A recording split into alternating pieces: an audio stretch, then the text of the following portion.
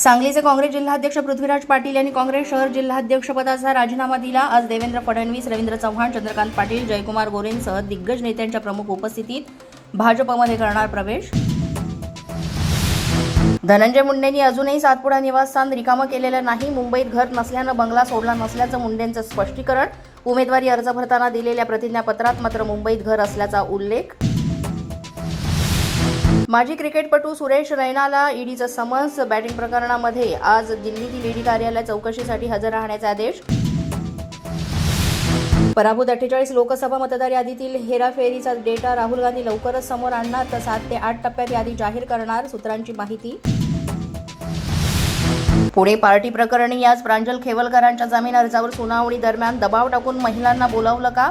SIT मार्फत चौकशी करण्यासाठी महिला आयोगाचं पोलीस महासंचालकांना पत्र।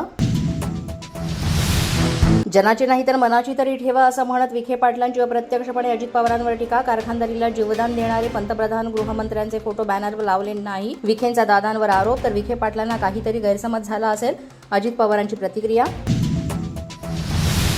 राज्यातील मनपा निवडणुकांसाठी ठाकरेंच्या सेनेची युवासेना सक्रिय। मनपा निवडणुकीसाठी युवा सेनेच्या पदाधिकाऱ्यांवर जबाबदारी। युवासेना सचिव वरुण सरदेसाई यांचा पुणे आणि नाशिक दौऱ्यास्थानी पातळीवर आढावा घेणार।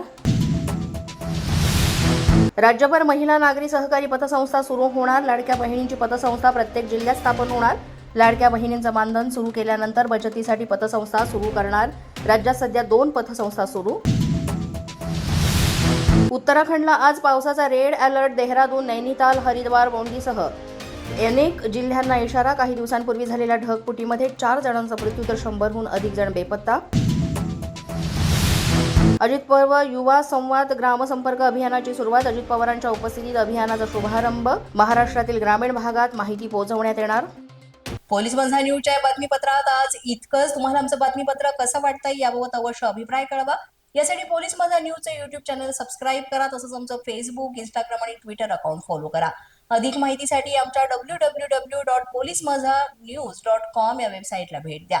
आमचे अधिकृत प्रतिनिधी व्हायचं असेल तर स्क्रीनवर दिलेल्या क्रमांकांवर आजच संपर्क साधा। आजच्या बातमीपत्रात इतकंच। पुन्हा भेटूया पुढील बातमीपत्रात। तोपर्यंत पाहत रहा पोलीस माझा न्यूज।